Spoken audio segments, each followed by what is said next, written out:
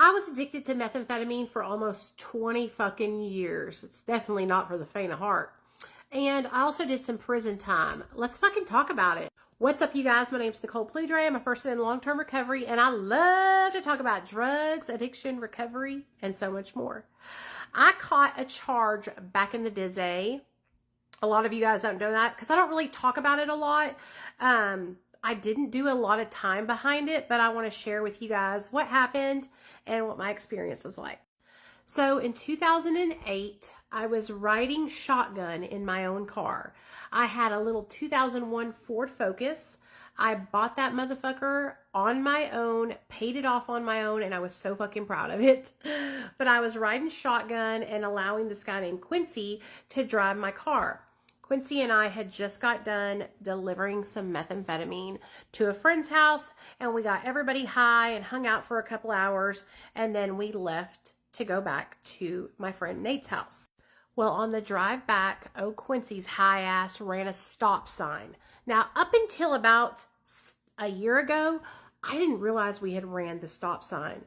I actually applied for my paperwork. FOIA requested my paperwork, and I read it, and I read what the police officer had wrote, and basically what he said was, we were driving down Woodlawn Avenue, and Quincy ran a stop sign. Then he proceeded to pull us over and call backup because he knew Quincy from past experiences arresting him other times, and he had a warrant for his arrest.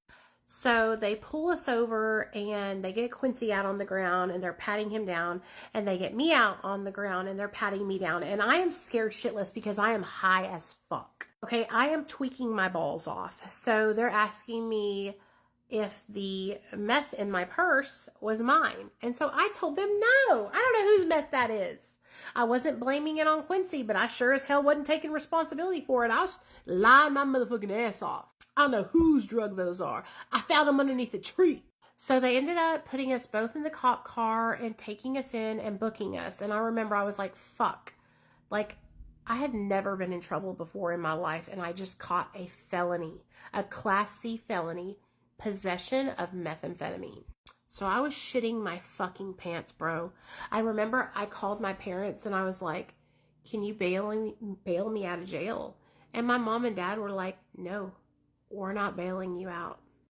That was one of the first times my parents had ever really told me no and set some firm boundaries with me and my addiction. At that point, I had been in active addiction for about 8 years. And so it was a big deal that they were saying, no, we're not going to bail you out.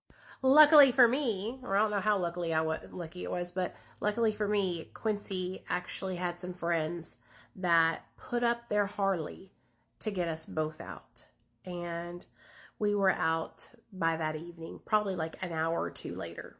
And I hit the streets running right back to it, right back to Nate's house, getting high and trying to ignore the fact that I had just caught a felony charge.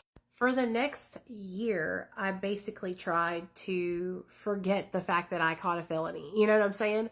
I went to court. My lawyer was like, we're going to ask for 3 years probation. And that's what you'll do, because I didn't want to take prison time and I didn't want to go to drug court. So I ended up getting assigned the 3 years probation. And if you guys want to know what happened to me while I was on probation, just comment down below and I will answer any questions you have. But long story short of it is, I failed my probation miserably. I wasn't ready to get sober. I didn't realize how I was going to have to come in every single month and drug test, and I could not pass those drug tests.